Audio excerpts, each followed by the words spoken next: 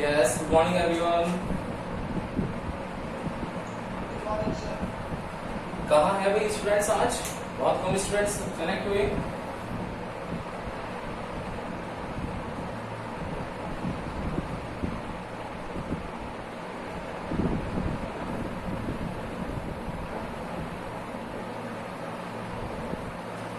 देखो बेटा, last class में अपने हम लोगों ने चैप्टर स्टार्ट कर रखा था अपना system of particle and rotational motion. क्या था system of particle and rotational motion में? हम लोगों ने डिफरेंट डिफाइंस थी, उनके बारे में स्टडी की थी।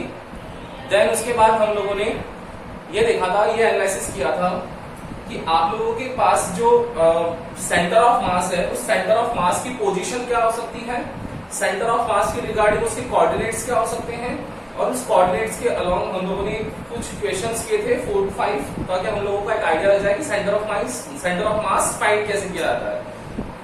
देन उसके बाद हम लोगों ने कुछ डिफाइंस लिखी थी। डिफाइंस मैंने आप लोगों को बताया था टॉर्क था कि टॉर्क जो होता है वो मल्टीप्लिकेशन होता है किस का, फोर्स एंड परपेंडिकुलर डिस्टेंस का, यही था। देन उसके बाद हम लोगों ने एंगुलर मोमेंटम के बारे में पढ़ा था। एंगुलर मोमेंटम था आप लोगों का perpendicular distance and linear momentum का। देन उसके बाद हम लोगों ने पढ़ा था moment of inertia. Moment of inertia था multiple of mass and square of distance. उसके बाद हम लोगों ने कल क्लास स्टार्ट की थी, तब आप लोगों को मैंने रिलेशंस लिखवाए थे। तो कुछ रिलेशंस थे बेटा, मैंने आप लोगों को बताया था 3 रिलेशंस हैं आप लोगों के सिलेबस में। कौन कौन से रिलेशंस हैं? फर्स्ट रिलेशन है dl by dt equals to torque या tau, dl by dt equals to torque. Second है L equals to I omega, and third है यहां पर torque equals to I alpha.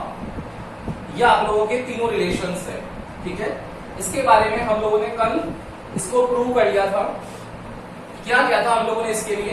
देखो dl by dt equals to torque है बिना, तो क्या होगा, हम लोगों ने क्या किया था कि जो एंगुलर मोमेंटम है उसका अगर डिफरेंशिएशन कर दें विद रिस्पेक्ट टू टाइम, तो it will equals to angular force. Clear? अब देखो आज की क्लास इसी के आगे स्टार्ट करते हैं हम लोग, ठीक है ना। क्या करेंगे देखना, ये आप लोगों के दोनों आज करेंगे हम लोग। देखो भाई इधर देखना, ये dl by dt equals to torque prove कर लिया।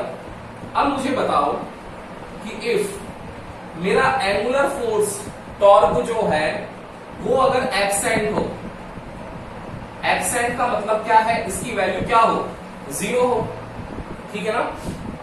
तो जब भी अगर टॉर्क की वैल्यू 0 होगी, तो टॉर्क की वैल्यू 0 होते ही क्या होगा, यहां पर dl by dt की वैल्यू क्या आ जाएगी, therefore dl by dt equals to क्या होगा, 0। अगर मैं यहां पर dl equals to 0 dot dt कर दूं, उसको मल्टीप्लाई कर दूं और इंटीग्रेशन कर दूं, तो देखना क्या आएगा, on integration of 1 dot dl equals to integration of 0 dot dt। मैंने आप लोगों को बता रखा है 1 डॉट dl जो होगा वो हमेशा l होगा, और जो 0 डॉट dt होता है उसका इंटीग्रेशन हमेशा कांस्टेंट फॉर्म में आता है। देखो ये कांस्टेंट रह गया, क्या कांस्टेंट हुआ है, एंगुलर मोमेंटम। बताओ ऐसा कौन सा लॉ है जिसमें एंगुलर मोमेंटम हमारा कांस्टेंट रहता हो, कोई बता सकता है क्या? फर्स्ट चैप्टर याद है क्या आप लोगों को, conservation law of angular momentum. मैंने 4 कंजर्वेशन लॉस पढ़ाए थे आपको, conservation law of charge, conservation law of energy, conservation law of momentum and conservation law of angular momentum. था क्या ऐसा? उसमें conservation law of angular momentum के अंदर ये कहानी थी कि जिसके अंदर एक्सटर्नल टॉर्क या फिर एंगुलर फोर्स एब्सेंट रहता है, तो ऑब्जेक्ट का जो मोमेंटम होता है वो कांस्टेंट रहता है। सेकंड चीज, क्या ये आप लोगों के पास में न्यूटन्स लॉ जो है, Newton second law of motion, उसका भी तो फॉर्म है। Newton second law of motion क्या था बेटा, कि rate of change in momentum is directly proportional to external applied force. क्या था, क्या ये देखो, ये लीनियर फॉर्म में है, लीनियर मोमेंटम लीनियर फोर्स, बस इसमें क्या फर्क है, ये एंगुलर मोमेंटम है, एंगुलर फोर्स है। यस और नो? आया क्या समझ में? आई क्या बात? बोलो, सबको आ गई भाई?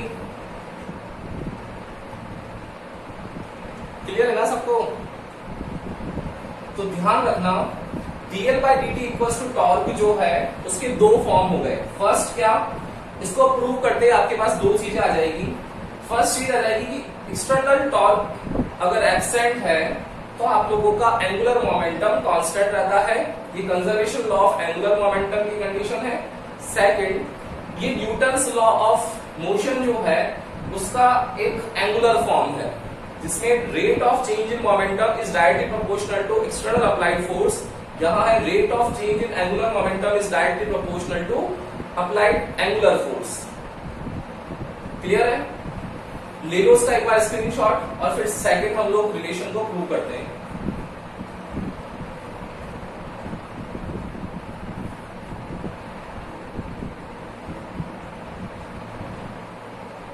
यस, लिया स्क्रीनशॉट? ले लिया?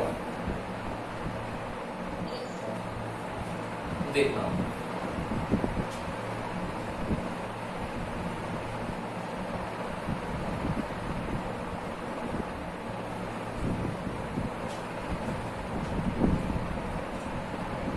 नेक्स्ट है इसके अंदर second, L equals to I omega. इसको प्रूव करना है।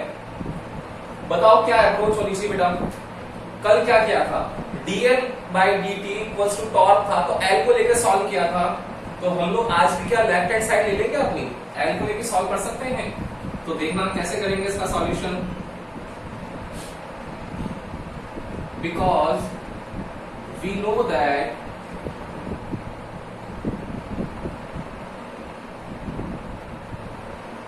angular momentum L equals to R cross P होता है L equals to R cross P। क्या हम लोग वैल्यू लिख सकते हैं इसकी? बिल्कुल लिख सकते हैं। देखो एंगुलर है ना, तो क्या होगा, therefore L equals to R cross P की जगह हम लोग लिख सकते हैं mv। Okay, and v linear velocity है लेकिन निकालना क्या है, एंगुलर। तो ऐसा कोई रिलेशन होता है क्या लीनियर वेलोसिटी का एंगुलर वेलोसिटी के साथ? हम लोगों ने लिख रखा है। क्या होता है, because relation in between linear velocity and angular velocity is given by v equals to r omega. ये ओमेगा है, याद रखना। और ओमेगा क्या होता है, एंगुलर वेलोसिटी। तो क्या हम लोग इसकी वैल्यू लिख सकते हैं वहां पर? देखो बिल्कुल लिख सकते हैं। क्या हो जाएगी, therefore L equals to R cross M। इस V की जगह मैंने लिख दिया R ओमेगा। देखो ऐसा लिखते ही क्या हुआ, ये क्रॉस है, ये रहा, दोनों मल्टीप्लाई होंगे या नहीं होंगे? बिल्कुल हो जाएंगे। तो L इक्वल्स टू M को बाहर निकाल लिया, M R स्क्वायर ओमेगा आ गया। देखो ये mr स्क्वायर क्या होता है, कल लिखा था हम लोगों ने, multiple of mass and square of distance. कितना होता है, mr square, moment of inertia के इक्वल। तो ये क्या मोमेंट ऑफ इनर्शिया है क्या? बिल्कुल है। तो कितना आ जाएगा, therefore L equals to I omega.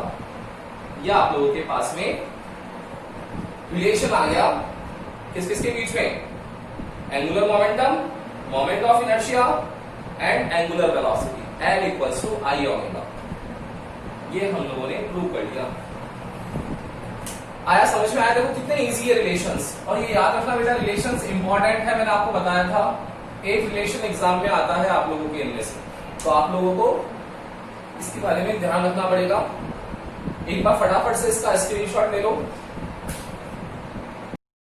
Yes, ले लिया स्क्रीनशॉट। नेक्स्ट है इसके अंदर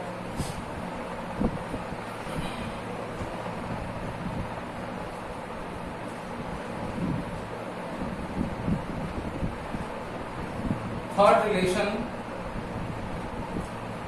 torque equals to I alpha, torque equals to I alpha, यह आप लोगों के पास आ गया। अब क्या करोगे सोचो, torque equals to I alpha, torque क्या है, एंगुलर फोर्स है, एंगुलर फोर्स रिलेटेड किससे है, एंगुलर मोमेंटम से है। तो वापस इसको स्टार्ट करना है अगर हमें, तो अगेन हम लोग वही L equals to R cross P वाले से फॉर्मूले से चालू करेंगे। तो क्या लिखेंगे हम लोग, because we know that angular momentum is related to radius and linear momentum, L equals to R cross P. ये L equals to R cross P आ गया। इसमें देखो क्या क्या है, I क्या है बेटा, मोमेंट ऑफ इनर्शिया, और आप लोगों को याद है कि अल्फा क्या होता है, मैंने आपको एक टेबल बनवाई थी लीनियर और एंगुलर की, उसमें आप लोगों को लिखवाया था, तो एक था इधर लीनियर में, अल्फा लिखवाया था इधर एंगुलर में। तो इस अल्फा को बोलते हैं हम लोग क्या, एंगुलर एक्सेलरेशन। प्रीवियस क्लासेस ध्यान है तो आप लोगों को समझ में आ गया होगा हैंड टू हैंड की एंगुलर एक्सेलरेशन वहां देखा था हम लोगों ने। मैंने न्यूटन इक्वेशन लिखवाई थी, v square equals to u square plus 2as, Newton third equation होती है, इसको लिखना चाहें हम लोग तो क्या लिखते हैं, omega square equals to omega naught square plus twice alpha theta.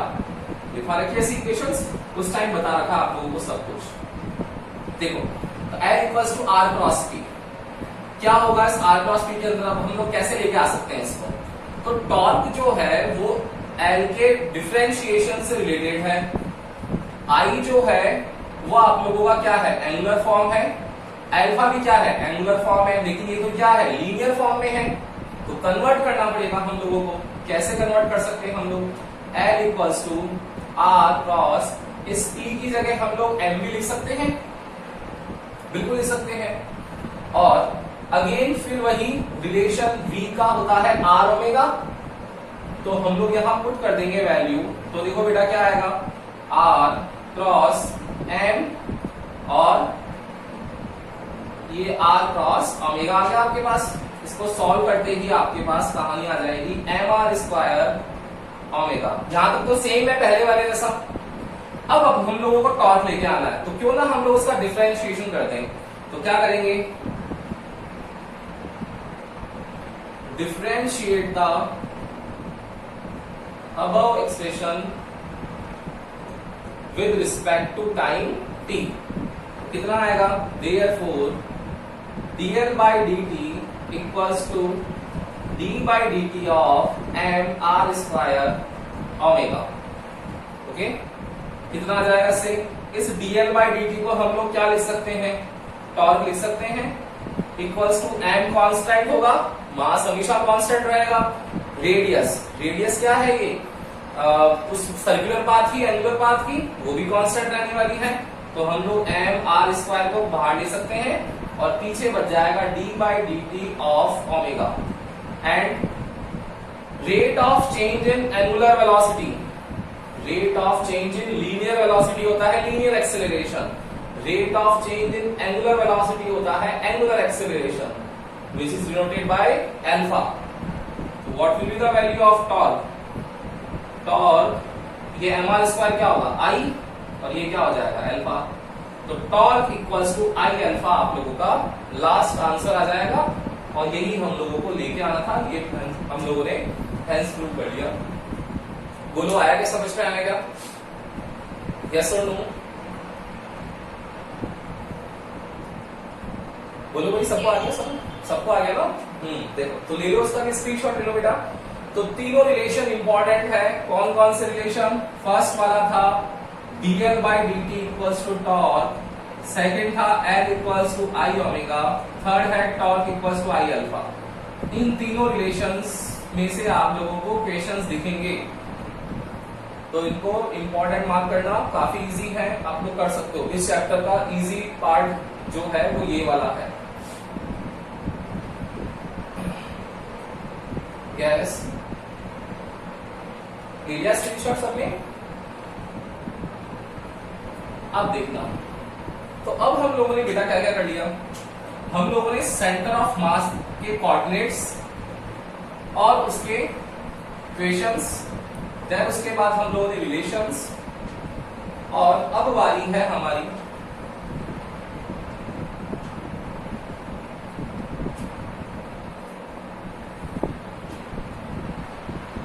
कि जो सेंटर ऑफ मास है उसकी वेलोसिटी एंड एक्सेलरेशन के बारे में। अभी तक हम लोग किसके बारे में बात कर रखी थी? पोजीशन के बारे में। तो नेक्स्ट अब हम लोग बात करेंगे coordinates of centre of mass in terms of velocity and acceleration.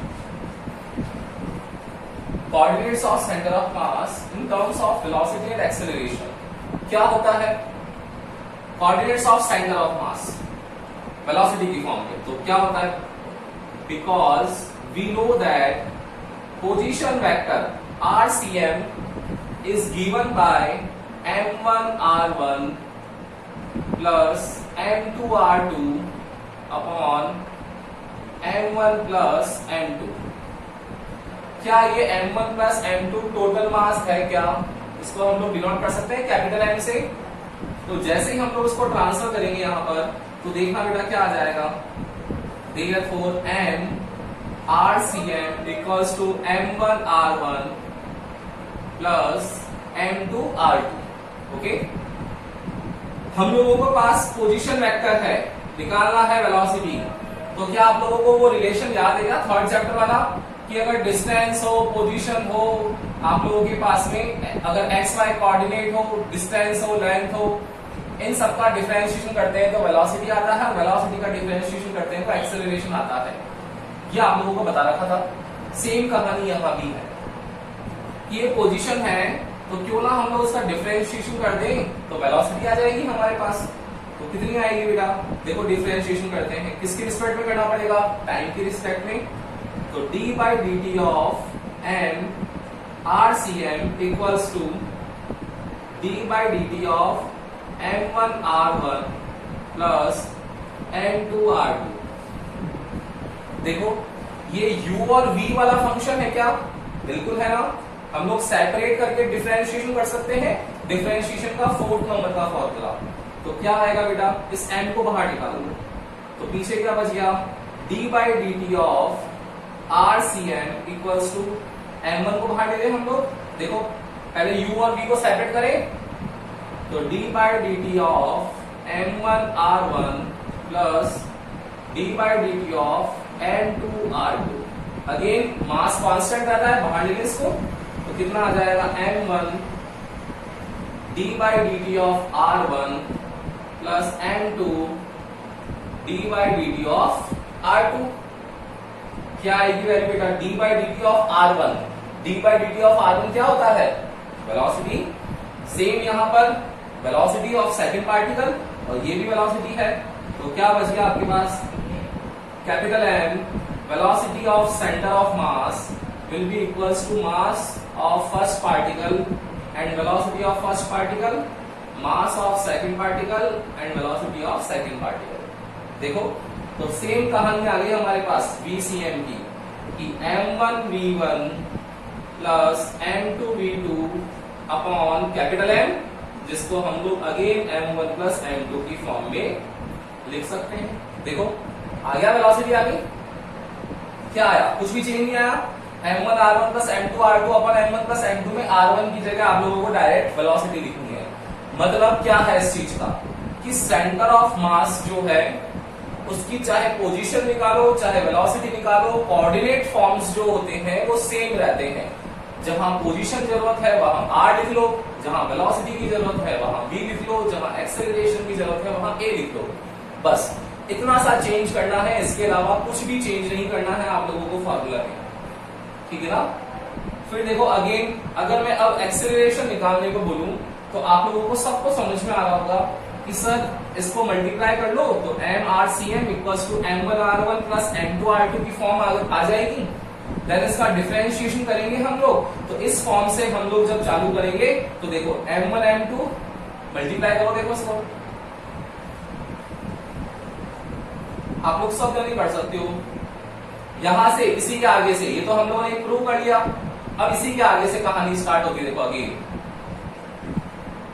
क्या कि अगर हम लोग डिफरेंशिएशन करते हैं M V C M equals to M1V1 plus M2V2, differentiate करो फिर अगेन तो क्या आ जाएगा d by D T of M V C M equals to d by D T of M1V1 plus d by D T of M2V2। देखो separate कर लिया मैंने पहले ही, तो m को बाहर ले लेंगे हम लोग तो कितना आएगा m ACM equals to M1A1 plus M2A2।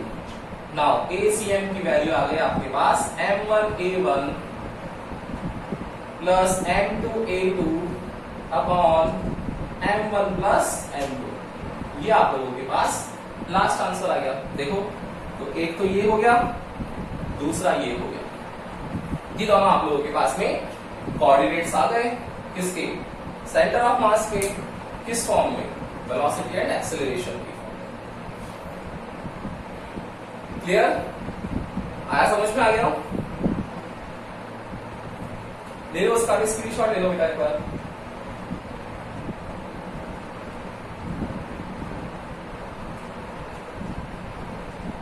Yes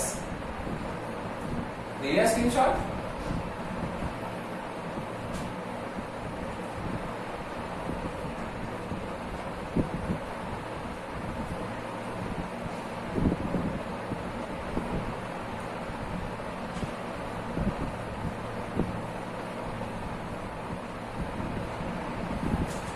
next है आप लोगों के यहां पर काइनेटिक एनर्जी की फॉर्म भी पढ़ रखी है अब हम लोगों ने। तो काइनेटिक एनर्जी जो होता है वो हाफ एम वी स्क्वायर की फॉर्म में पढ़ रखा हम लोगों ने इससे पहले वाले चैप्टर में, half M V square work energy and theorem chapter में। उस आप लोगों के यहाँ पर काइनेटिक एनर्जी को किस फॉर्म में लिख रखा है, देखो वो इस वर्ड पर डिपेंड करता है कि हम लोगों ने स्टार्टिंग में पढ़ा था translational motion, rotational motion and rolling motion. तो ट्रांसलेशनल मोशन की तो कहानी हम लोग फर्स्ट चैप्टर से पढ़ते हुए आ रहे हैं, स्ट्रेट लाइन मोशन, वो हाँ कोई दिक्कत नहीं है हमको। फिर हम लोगों ने रोटेशनल मोशन और रोलिंग मोशन, उसकी कहानी यहां से स्टार्ट हो गई आप लोगों के। तो रोटेशनल मोशन बताया था फिक्स्ड एक्सिस के along circular path, and rolling बताया था मैंने आपको कि फिक्स्ड एक्सिस नहीं है इस बार एक्सिस भी रोटेट करेगी और ऑब्जेक्ट तो रोटेट कर ही रहा है, ठीक है ना। तो रोटेशनल और रोलिंग मोशन दोनों की बच गई, क्या होता है वो देखना। तो अब हम लोग बात कर रहे हैं काइनेटिक एनर्जी निकालने की, किस किस फॉर्म में। काइनेटिक एनर्जी किस किस पर डिपेंड करती है बेटा? काइनेटिक एनर्जी होती क्या है, ड्यू टू मोशन होती है। तो मोशन के टाइप्स देखने पड़ेंगे, जितने मोशन के टाइप्स होंगे उतनी ही काइनेटिक एनर्जी होगी। तो मोशन के टाइप्स कितने हैं उस अकॉर्डिंग एनर्जी हो जाएगी। तो फर्स्ट एनर्जी कौन सी हो जाएगी, ट्रांसलेशनल काइनेटिक एनर्जी। फिर कौन सी एनर्जी हो जाएगी second, rotational kinetic energy. And third कौन सी हो जाएगी,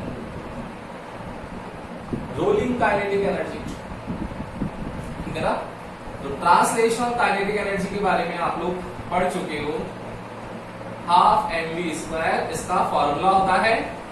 कैसे प्रूव करते हैं ये आप लोगों ने चैप्टर नंबर 6 में सबने देख रखा है कि हम लोग इस इक्वेशन को कैसे लेके आते हैं। न्यूटन्स की थर्ड इक्वेशन अप्लाई करते थे, वर्क डन करते थे, और हमेशा जब भी एनर्जी निकालनी हो वर्क डन करो, आप लोगों का आंसर आ जाएगा। ये डेरिवेशन कर चुके हैं। अब बात करते हैं रोटेशनल काइनेटिक एनर्जी। देखो रोटेशनल काइनेटिक एनर्जी क्या होता है, तो नेक्स्ट टॉपिक अपना यही है। लेट्स सपोज एक ऑब्जेक्ट है, रोटेशनल है, तो एक्सिस क्या करनी पड़ेगी, फिक्स करनी पड़ेगी, और सेंटर ऑफ मास को हम लोगों को लेट सपोज करना पड़ेगा। लेट सेंटर ऑफ मास यहां पर है इस पॉइंट का, और ये जो एक्सिस है ये एक्सिस फिक्स है। अब एनर्जी निकालनी है, तो एनर्जी कैसे निकालते हैं कि मासेज होनी चाहिए और वेलोसिटी होनी चाहिए। तो लेट सपोज मैंने बता ही रखा ये रिजिड बॉडी है, तो नंबर ऑफ पार्टिकल्स बहुत सारे हैं यहाँ पर, उनमें से कुछ पार्टिकल्स ले लो m1।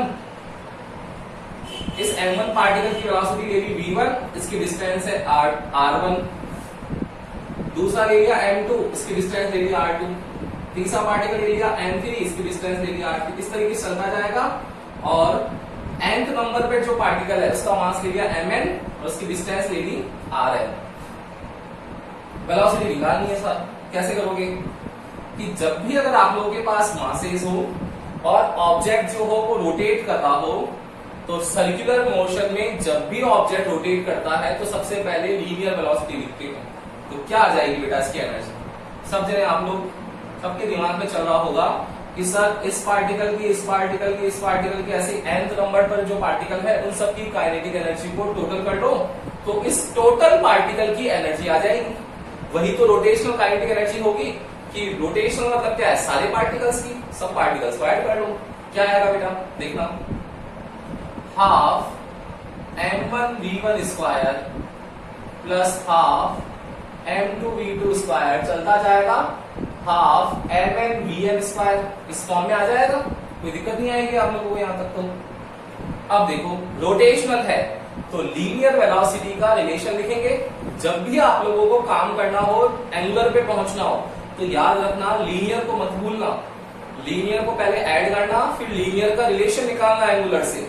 उसी तरीके से चलेगा ये, इसके बिना ये नहीं आएगा, अधूरा आएगा इसके बिना। तो ये पहले आपको पढ़ना पड़ेगा ट्रांसलेशनल। इसी तरीके से बुक में भी आपके सीक्वेंस दे रखा है।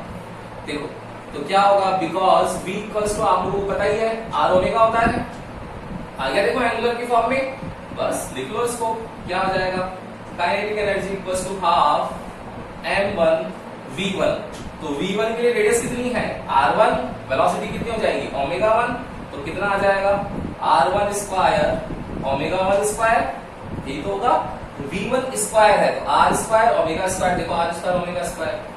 सेकंड का कितना आएगा बेटा, half m2 r2 square omega 2 square और चलता जाएगा। लास्ट कितना आएगा, half mn rn square omega n square आ जाएगा।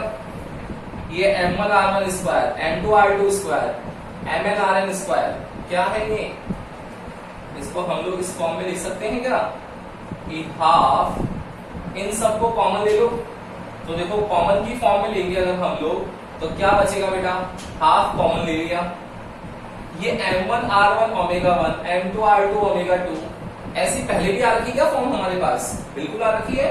और वो हम लोगों ने किससे इनिशियलाइज की थी, अगर टोटल लेना है ऐसे स्मॉल स्मॉल पार्टिकल का, याद रखना स्मॉल स्मॉल पार्टिकल्स को ऐड करने के काम दो ही हैं। कौन कौन से, एक करते हैं हम लोग with the help of sigma, जिसको समेशन बोलते हैं, और एक करते हैं हम लोग बाय इंटीग्रेशन।